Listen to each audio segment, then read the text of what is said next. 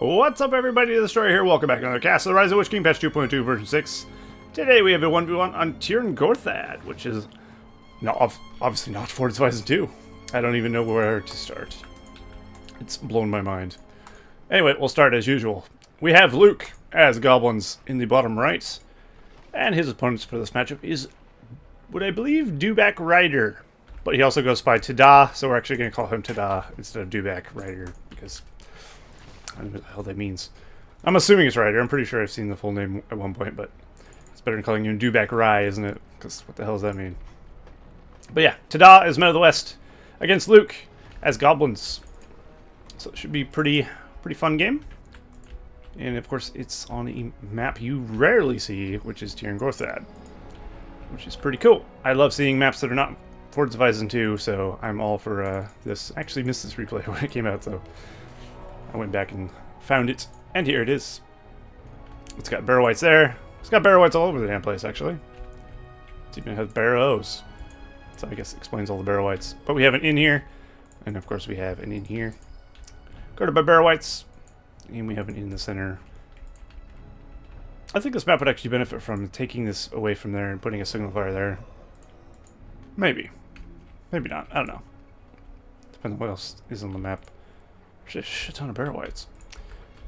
Anyway, TaDa is going for a barrack start with some Gondor soldiers. He's getting some Rohan spearmen as well. And Luke is going for a 2 goblin cave start. So he'll be getting his goblin spam out and strong. So it should be pretty good as well. I'm just admiring the rest of the map. Hope you don't mind. If you do, well, go fuck yourself. No, I'm just kidding. I jest, sort of. Alright, we have pikemen and our swordsmen on the field. I almost called them archers. So close. And of course, he's getting more pikemen there. So they'll begin moving across the field. Both these players are pretty good, actually. I know for a fact Luke is very good. He actually won some tournaments in the past, I'm pretty sure. Judging by his, of course, forum tag on the bottom. Says he did, so there you go. And I'm pretty sure I saw it at some point when I was actually starting casting.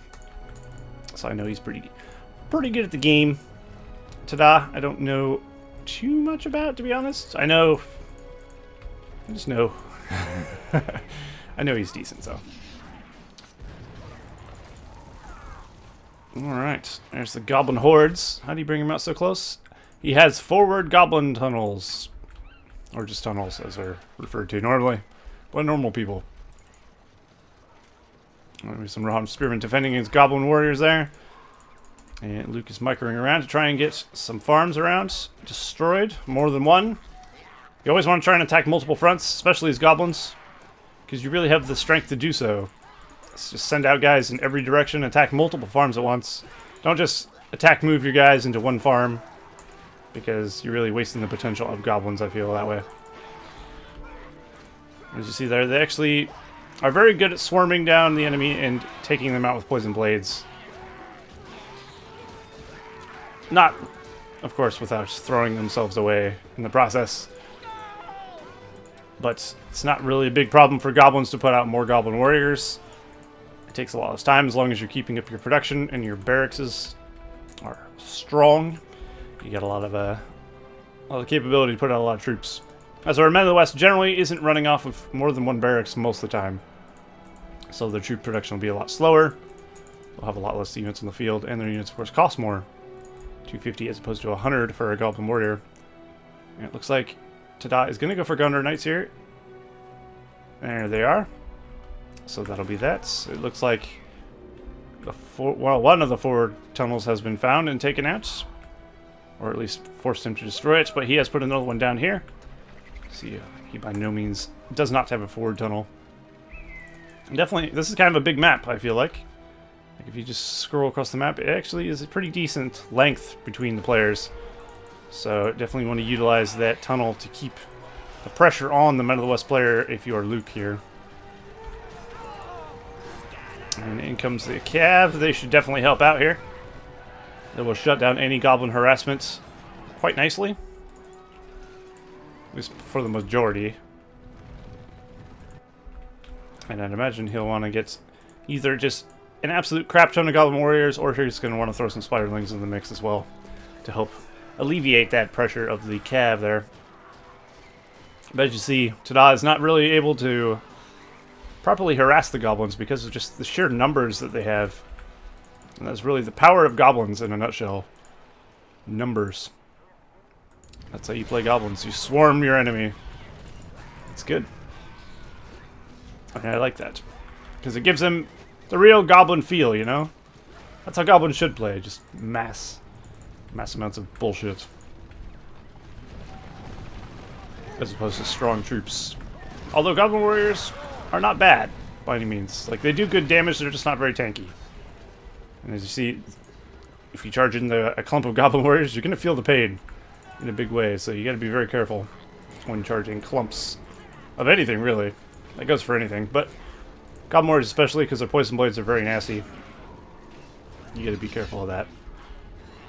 Looks like TaDa has found this forward tunnel, and he has removed it, which is definitely good for him.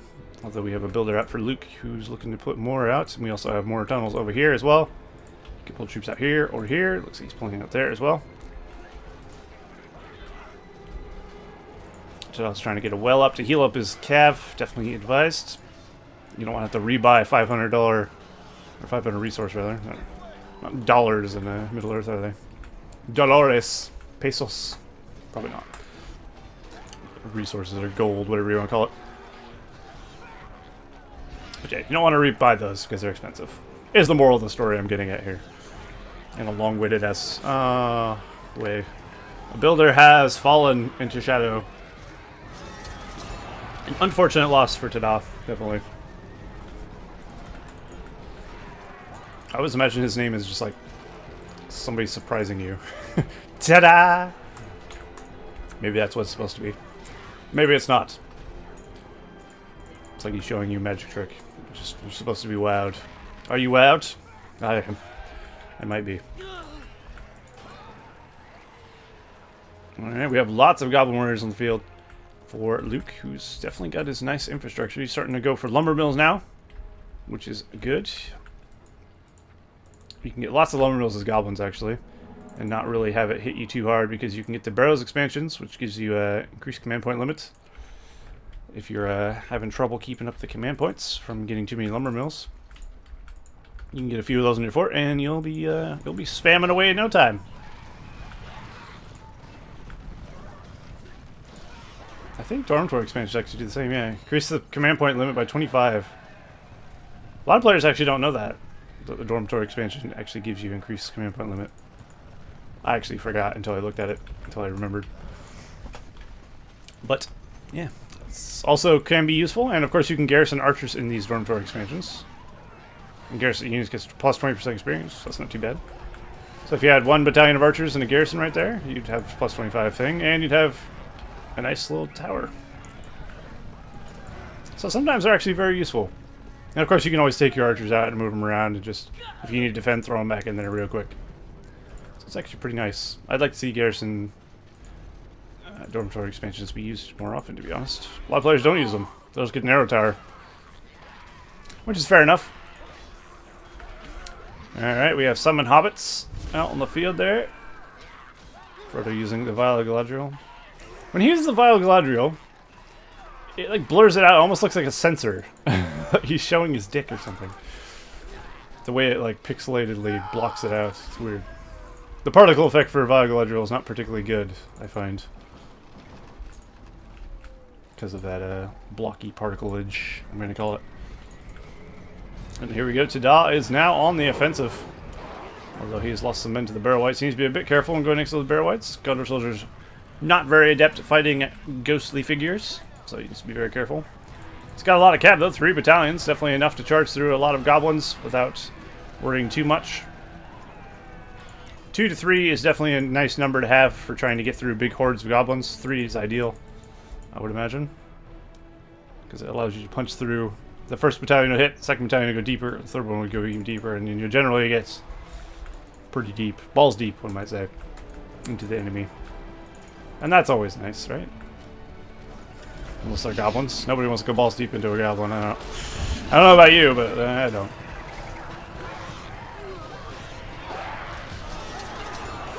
Although you still have to be a little bit careful. You may have a lot of cav, but you can still get stuck and take a lot of damage. As you see there, they're taking a lot. TaDa has thrown down his heal, though. He needs to get a bit more momentum, though, if he really wants to make use of these cav charges. Although they do a decent amount of damage just without... It's not too bad. And he hasn't lost any battalions or anything, so he's actually doing pretty well with the cav, I feel. And Luke is going to need something to deal with that. And I don't think Goblin Warriors is really the answer to that many amounts of cav. He's going to need some Spiderlings or even Spider Riders or half-troll Marauders even. He can do his mix, I feel, if he wants to push back TaDa here. And now TaDa's fully on the offensive. So he's not being harassed anymore. It's going to definitely help him out a lot. We do have Azog on the field, though. Who, of course, gets the Brigandage, which gives him money for kills in the area.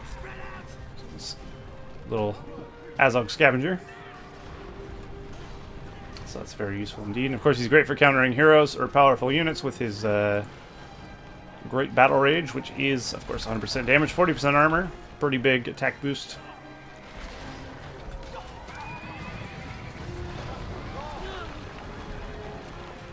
I try not to zoom in too close to Azog. Trust me, there's a reason. He looks awful. I have an HD texture pack for Rise of the Witch King. Obviously, I'm on the HD edition of Rise of the Witch King Alpha as well. But any unit that's not touched by the HD edition has a HD skin. But it's just an HD skin of the original skin or something.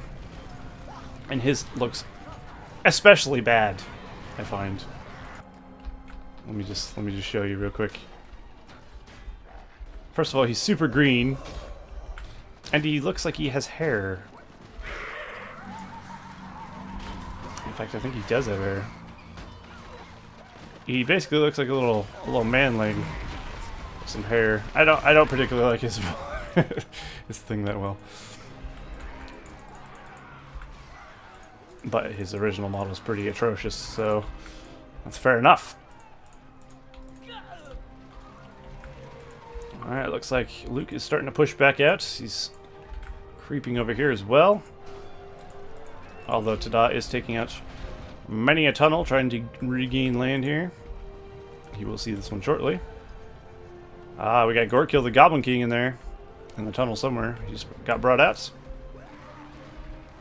Not sure where, though. Maybe here? Oh, that's Azog. Unless he's back in the tunnel. I don't see him on the mini-map. He's gone. No, he's there. And of course, that's the HD skin from the HD edition for Gorkill. A lot of people are on the fence about that one. Me as well, I think. I like his armor. I don't like his pants particularly. He's wearing jeans. But there was something about the classic Gorkill skin that was kind of... I don't know. It had charm. There's a lot of cav. It's interesting he's going so heavy on the Gondor Knights instead of transitioning into Rohirrim. I think Rohirrim would benefit him a little better. They're better at attacking, they're better at everything, let's be honest. So mixing Rohirrim into his battalions wouldn't be too bad of an idea. I'm surprised Luke is not... Yeah, there you go. He's going for something else besides Goblin Warriors. He's going for a Fissure. Definitely a good call. But he does have two heroes. Gorkill's already level 4, so he's giving leadership to his allies. And, of course, we have level 5 for Azog. Once he gets level 6, he can actually start giving experience to Goblins, Half-Trolls, Spider Riders, if you want. Generally speaking, you probably don't want to do that for Goblin Warriors. Not much point. You can actually auto-cast the experience thing, I was told recently, which I didn't actually know. King Thranduil told me you can auto-cast experience-giving powers. I was like, what? So that's interesting. And he said it was particularly effective when he was doing it with half-troll Marauders and Swordsmen to deal with enemy heroes, which is not a bad idea. Level 5 half-trolls going up against some heroes definitely does pretty well. Alright, so we have Aomer on the field. Very nice. Definitely a good choice for the amount of cav he's going for. Third Marshal of the Riddermark. Never a bad option. Generally, you go for Aomer before you go for Theoden. Unless you really want that glorious charge. But Theoden does come out with leadership right away. But then again, so does Aomer. He comes out with leadership for Cav, so... he's a good choice. And of course, he leads to the, basically, Scavenger Outlaw leadership at level 4. So, nonetheless, getting extra money, you're not going to say no to that. Unless you're weird. Are you weird? You might be. So you might be one of those people. I don't think I'm that weird. So, you must be really strange. Alright, we got half-drone Marauders out in the field now. Of course, they're not going to be particularly good against the Gunner soldiers, though, so he's not going to want to keep them in combat with those. But they will help keep away the Cav if you can pull them out in the right places. He's also going for half-troll swords, which will do very nicely against the Gondor soldiers, though. On the other hand, there's some spiderlings to help deal with this mass amount of Cav nonsense. And I think TaDa is going to lose his forces in a big way here. He's of course going to retreat and not lose everything, but I think Gondor Knights are going to start becoming less and less useful as the game goes on. Goblins have a lot of ways to deal with Cav, it turns out. So they have, of course, spiderlings to help out. They got their pretty good pikes. They can't be trampled, which is good and bad, of course. But they are fairly strong units. Of course, you can start getting the Fire Drake Broods or Fire Drakes, or even Drogoth, all of which are very good at countering Cav. So you could use those if you like as well. There we go. We get the Summon Hobbits with the Spiderlings. Spiderlings with the Cav. Not Spiderlings. There's the Galadriel again, causing fear upon the Goblin menace. Just plaguing this land. Be interesting if you saw a level 10 Gorkill, though. Call from the Deep rarely gets seen in replays, so I wouldn't mind. It's pretty powerful. Summoning 3 Fire Drake, pretty big. It's a very, very useful power indeed.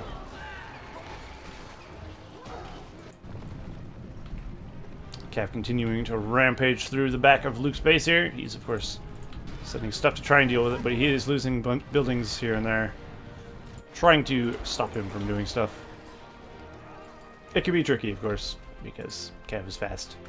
Goblins are fast, but Cav is faster, so there is that. Even the Hobbits getting in on this action. Look at this. Hobbits taking a tunnel. Disgusting. Nobody wants to lose a tunnel to a Hobbit. Nobody. And TaDa has gone for the Marketplace, which of course is 15% to all his farms production, which is always good. He's also gone for the banner upgrades on his fort, so he's probably going to plan on getting some heroes for cheaper. So you always want to get the banner if you can get it first before you start getting heroes out, as it is definitely useful. Now it looks like the forces of Luke are pushing into TaDa's lands. Will he be able to fend him off? Probably. It's not a huge amount of goblins, it's gotta be said. He does have the rest of his forces over here trying to counter the Cav, which is doing a good job of keeping them at bay. The half-troll is really going to be difficult for the Cav to deal with, because, quite frankly, they just can't. They get slaughtered by half-troll marauders, and they can't trample them at all. So it's pretty brutal for a rider out there. You gotta be careful. Gorkill's already level 7. Jesus. If he was on a Scorpion, of course, he could use his Scorpion Sting at level 6. Which is pretty good at mobilizing enemy heroes and poisoning them over time.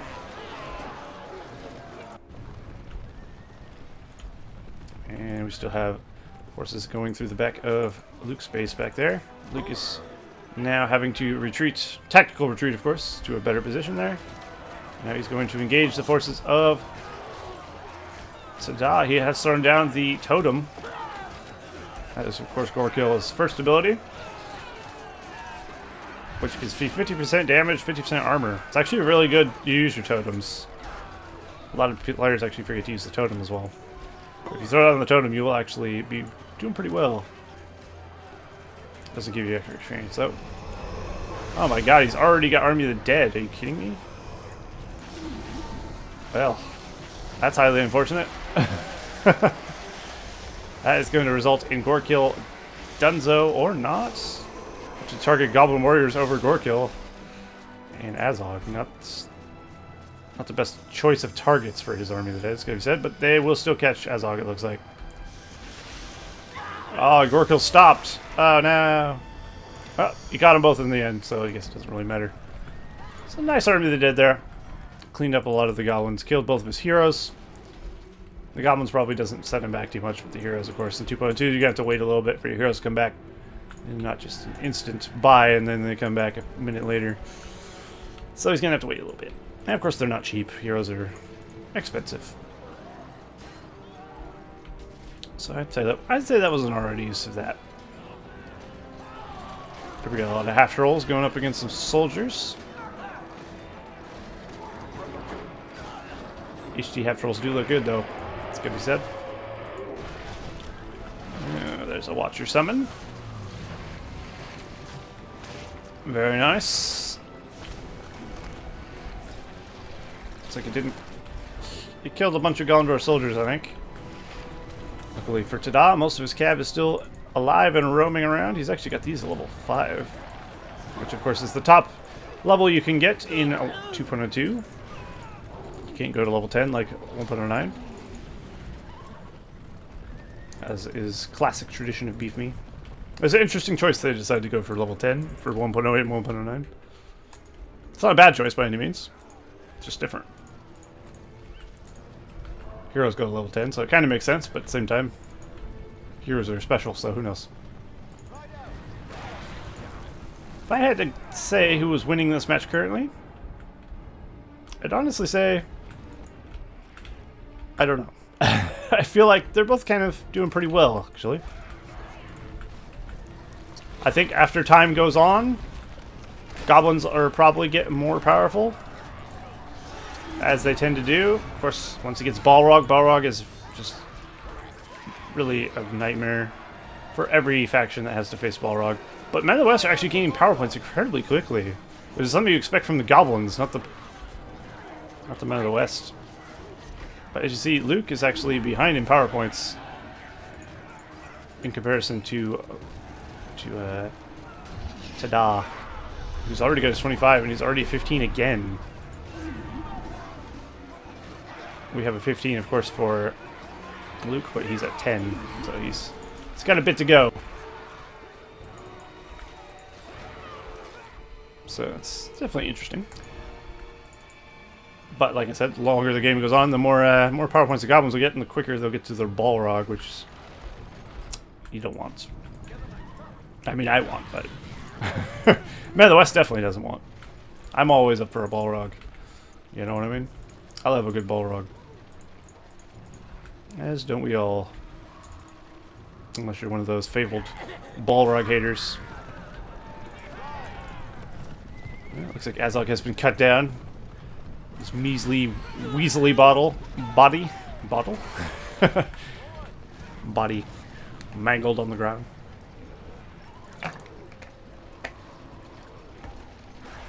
So another unfortunate loss. He's gonna try not to lose Gorkill. He should be just fine though.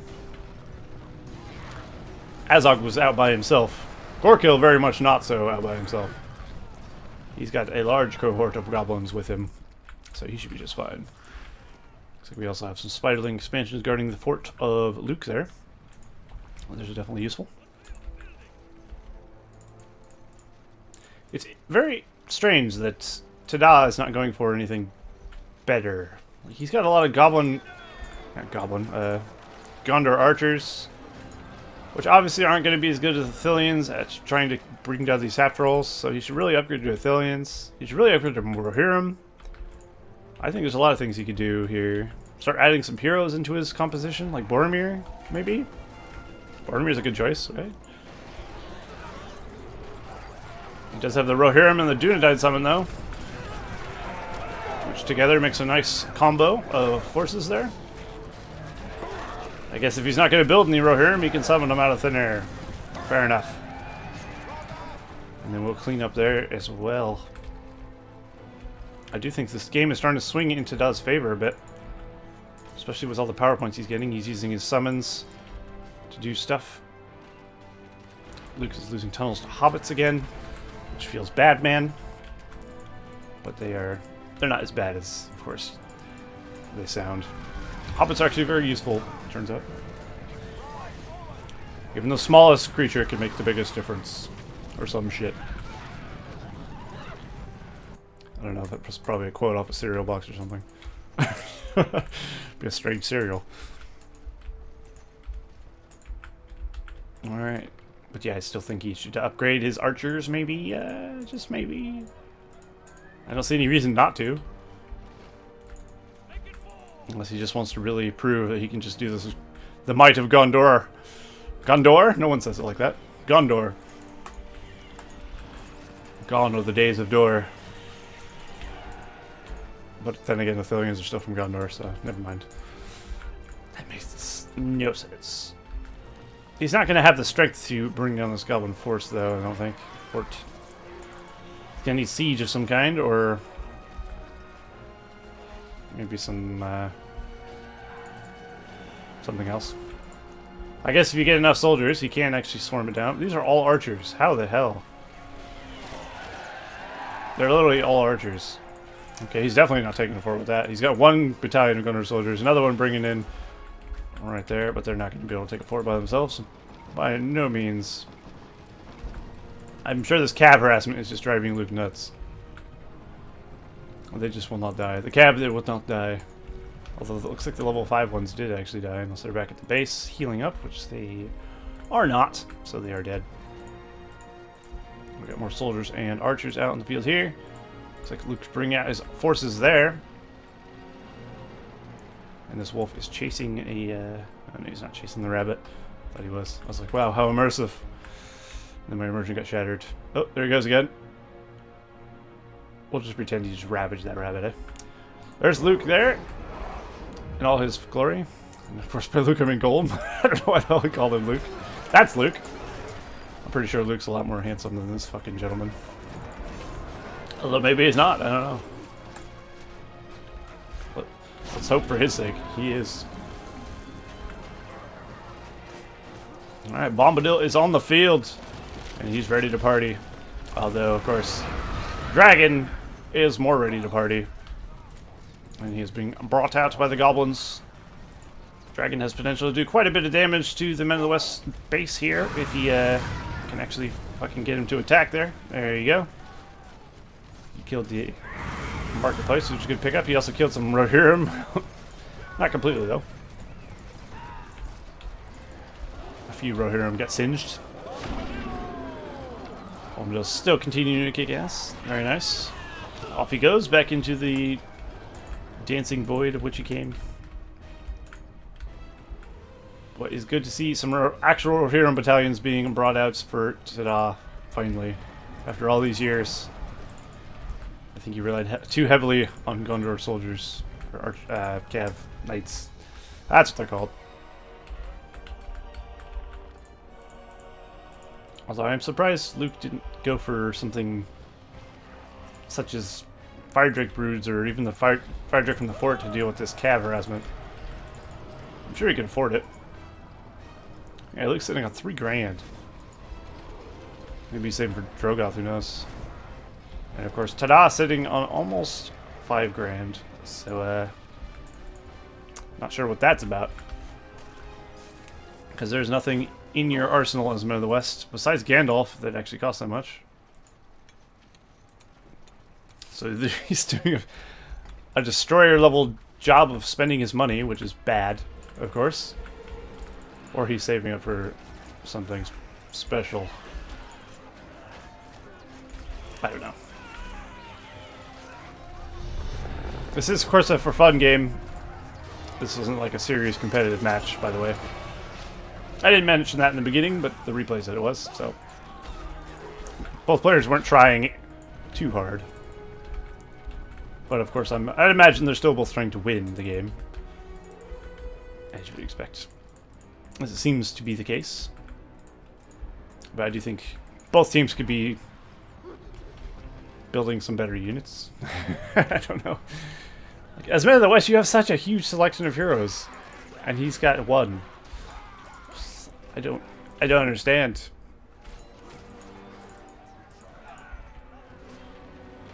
He's just got this really awkwardly placed barracks out here. I guess to keep it away from the dragon, so he can still put out troops while he burns down his base, which is actually fair enough. That makes sense. If we can find Golem, actually, if he's still got all that huge chunk of coin, both players got about the same amount of money. You could actually get that and get Sauron. Well, I guess he gets Galadriel. Or Luke could get it and he can get Sauron. That'd be interesting as well. Definitely wouldn't mind seeing either of those. Rarely do you ever see a Galadriel. More often do you see a Sauron, of course. But it'd be very interesting to see a Galadriel kicking goblins into the air and summoning tornadoes out of thin air. That's always fun. It's too bad she doesn't have that cool power that 1.9 has that makes the game go out of sync. That's a good way to win the game as well. Make your player out of sync. It's a cool power, though. I wish it didn't make the game go out of sync. But it's pretty much guaranteed to do so, which is odd. And odd that actually got past any testing as well. But never mind that. There's Cloud Break. Obviously not from the Goblin player. I wonder if Goblin King is still alive. And if he is he level 10? There he is. He is indeed. He can call from the deep. He should. He can call from the deep and then burn these heathen Rohirrim alive. Although it looks like he's opting to just run around on foot. He could also put him on his Scorpion and he'd actually catch these a little better. Or not, you know, that's an option too. I think he's busy over here microing his half trolls. I think Azog's over here as well. He is indeed. There he is. And trying to do as much damage as possible, although he's going to pull away from the fort, though. And they're going to archers as well. So they're whittling them away. Well, I think at this point we're just waiting for the next big 25-point power, aren't we? Which will be Army of the Dead here very shortly, as it looks like it's about ready for TaDa to use. He's also just about to get his second one, which is of course his Earthquake, which will be pretty devastating if used right here. That will shut all Goblin Warriors down completely. And it probably won't get rid of the building rubble, though, I don't think. That's the downside about using big powers like that on Goblins. If you don't come back through and finish off the building rubble, they'll just rebuild again. And there it is. The Army of the Dead. Although not used on particularly a lot of stuff. I kind of feel like that was a waste of the Army of the Dead, to be honest. I'm throwing up a couple more Spider Hull expansions. But he used Army of the Dead to kill, like, what? 2 or 3 battalions of half-drums from runners? Well, I guess that is the most expensive thing he has right now, except for maybe Azog. I'd shut this down, personally, if I was him. Or maybe this, which is mostly Goblin Warriors. Probably not that. Although he should probably stop and fight there, as he's losing troops. Ah, the Earthquake has been hit. Ah, he's going for the kill. Here it is. He's hitting with Earthquake. He's summoned all he has. Hammers are leading the charge, but the Watcher has been summoned in to try and deal with this. Lots of Half-Drone Marauders as well being brought out to try and stop this madness. I think they'll still get the fort, though. Lots of Rohirrim being brought in. And the Hobbits, of course, are summoned as well. Bombadil's going to try and stop the half-trolls from interfering. Down goes the fortress. Oh, no. Definitely a nice attack there from TaDa. It's always good to see someone use Earthquake and then follow it up with an attack instead of just Earthquake and just not take advantage of the fact you just destroyed a lot of stuff. And that will, that might be GG? I don't know. Perhaps not. Oh my god. Oh, I thought there was Athelians for a second. I got excited. Nope, he still hasn't made a single Athelian Ranger in this game. Somehow. That call for the deep was used at some point. Ah, Luke is putting up another fortress over here, though. And TaDa is not able to do anything about it with what he's sending over here. He's literally sending just tons of archers And the Goblin heroes are going to stop him from doing anything. Why do you have so many archers? TaDa has so much unit diversity he could be throwing at the Goblins, and he's just not. He can build Knights of Dol Amroth, which are fun and cool. Great cav. Or he could, of course, not do that and just go for heroes, like normal people. You can go for Tower Guards. Tower Guards are pretty good. But no. He's got an army of archers and some cav. And that's about it, really. He has seen it, though. He has sent the Rohirrim to deal with it. Will he be able to knock it out in time? If it gets fully built, I don't think the Rohirrim that are there currently will be enough. And Azog, of course, is cutting down the Rohirrim while they try to bring it down. He's doing a pretty good job of it as well. And half trolls are now being brought in to help clean up the rest of the Rohirrim. The Rohirrim are really the only threat here. These are going to despawn, of course, as they just did. And these aren't going to do anything to a fortress. But they got it close to halfway down. There's definitely a lack of good troops being sent at the fortress here. And there's the Balrog summon. Oh dear. He could have prevented this, but he had no melee troops, and now he'll pay the price. These poor men of Gondor are going to their doom. But damn, did they look good doing it, though. Look at that shit. Nice. But now his base is going to be in ruins very shortly. This single hero, the hero of Gondor. Look at him go.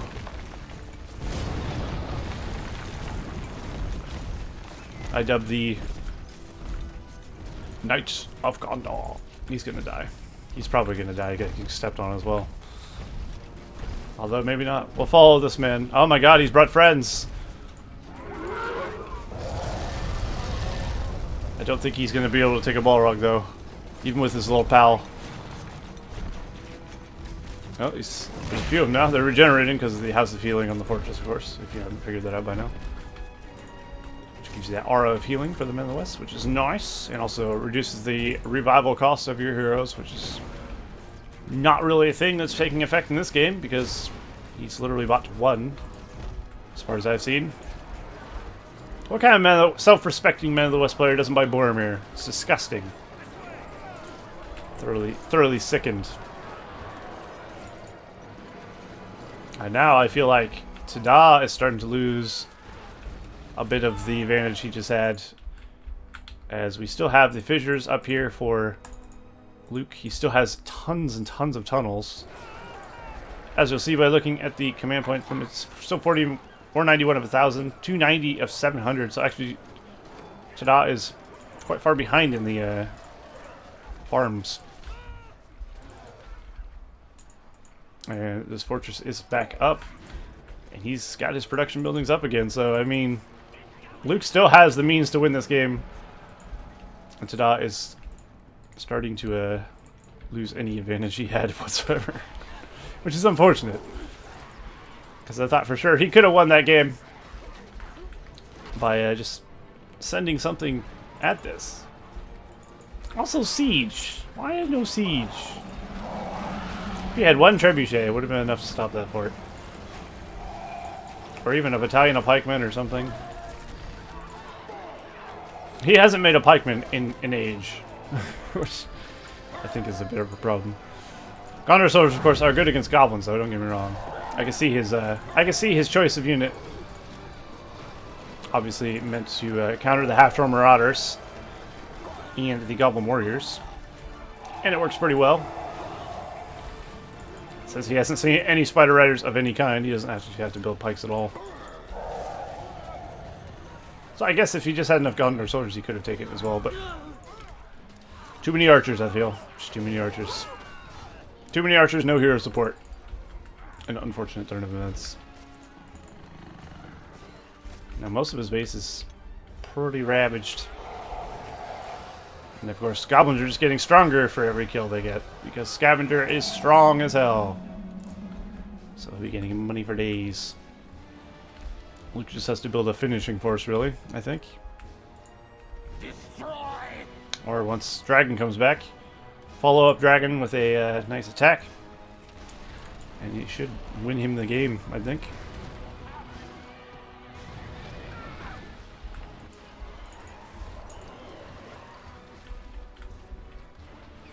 Well, if Gorkill's not dead, which he might not be. See if I can find him. I think he is dead. Well, if you can bring him back and he is dead, he'll get a refresh counter on his summon fire drakes. Azog's still alive, still kicking. Also, Goblins with this big of an economy, I'm surprised we haven't seen a Drogoth. I realize there's been a lot of archers coming out for TaDa, but let's be honest, Drogoth still would have been a good choice, regardless. What the hell is Tom Bombadil? There he is. Look at him, he's so jolly. He's too jolly. He's like Santa Claus. Santa Claus with a feather cap. That was possibly the worst Sonic song I've seen in an age. Well done. Well, he's not going to get a lot done with him, is he? He can barely even catch half trolls. A single half troll is going to feel the pain, though. Maybe not.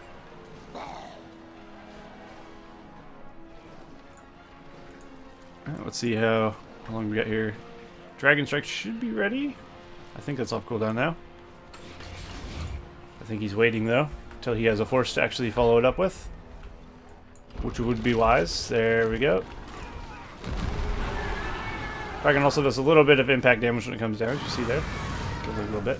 It's nowhere near as powerful as when Balrog comes out of the ground and kills an entire army, but that's alright, you know? Good thing about Dragon over Balrog, though, if there's any, is he has a nice wide arc, so he can kill a couple buildings at once. And anything behind it.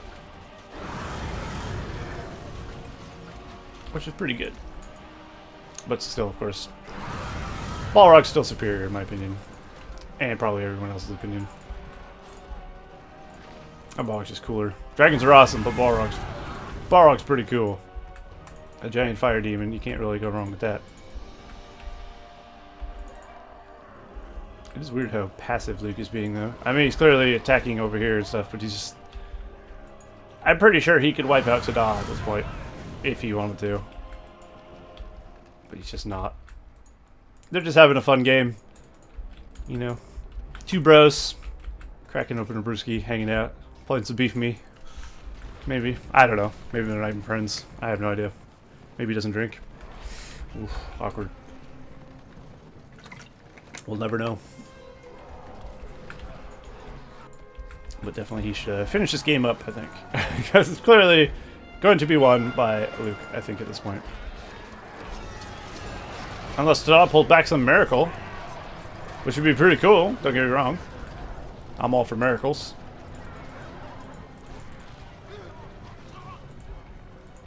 I mean, he's bringing some forces. He's got Gondor soldiers coming in here. He's got some Summon Rohirrim, Summon Dunedain. If he pushes this, he will be able to take these two fissures. And that, my friends, isn't going to get him very far. But he can take out a lot of these tunnels as well, which actually will help shut the goblins down a little bit. Of course, he won't be able to defend his base. That's the only downside of that, turns out. He's going to attack the part of the map where really the goblins... I mean, it's where all their economy is, and you do want to shut them down. He needs to get rid of as many tunnels as possible, but will he have time? I'm not so sure. I don't think Luke is going to let that happen. Or maybe he is. I don't know. Find out next time on Dragon Ball Z. Or don't. That's probably best you don't, actually. Could you imagine if replays ended on cliffhangers? Let's split this video up into two parts, and I'll put the ending in a separate video. What kind of a dick move would that be? Fear not, I will never do that. Because that's the dumbest shit I've ever heard. Well, at least Luke is going to be pushed out of the bottom right of the map. I'd say TaDa definitely has enough stuff to do that. He even means to defend his base. He doesn't have magma culture on his fort. Ah. Oh no, the army of the dead out once again. A few goblin warriors got killed. And a couple of half trolls.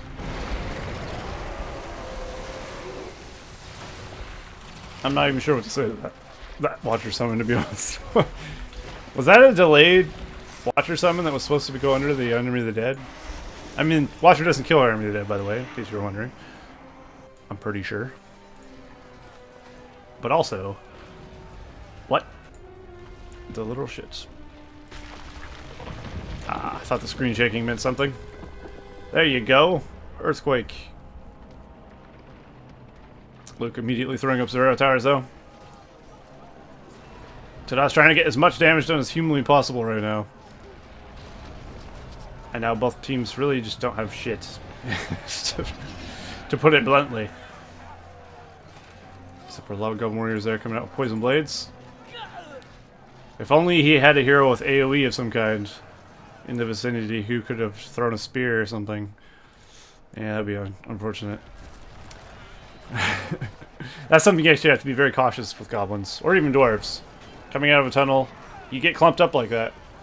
If you get hit with an AoE ability from, like, say, Aim or Spear Throw, Gothmog Swing, Mathsarn Swing, or any Witch King, of course, you will lose an entire army in one swing or power, and that is never fun.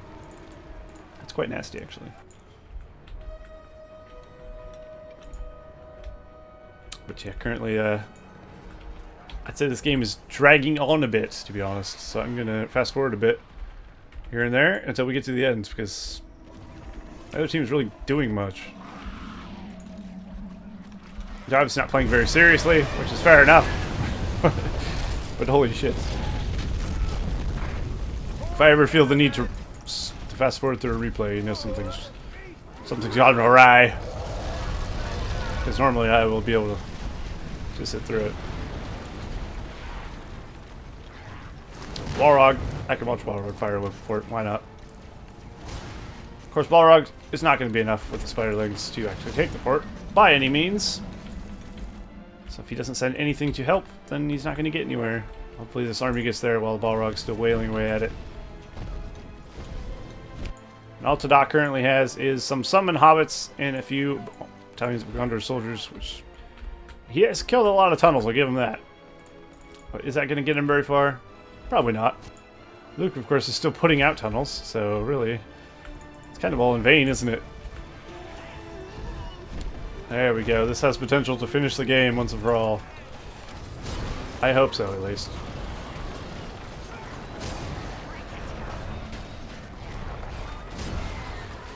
Alright, he's working it down. Oh yeah, he's getting it. Oh my god, it's a giant! Praise be Iluvatar or some shit. I don't know. Whoever Lord of the Ring god is. Oh, Jesus. Balrog's despawning just sent everyone flying. But yeah, with the giant support, he should be able to finish this up. Ah, he went for the boiling oil right at the last second. The cheeky boiling oil. Actually, not enough to kill half trolls with darkness. Unfortunate. And Azog has finished the day. Dewback Riders dead. TaDa has been defeated. Very nice. Alright, cool. That is the end of the match. Very good. It's a pretty enjoyable game, for the most part, until the end, I think. Until they just pretty much drew it out for no reason. Which happens in some games, you know. Not everything ends in a casual, professional way. Casual, professional. That doesn't make sense. Anyway, hopefully you all enjoyed that Castle of the Rise of Witch King patch 2.2, and I will see you guys next time.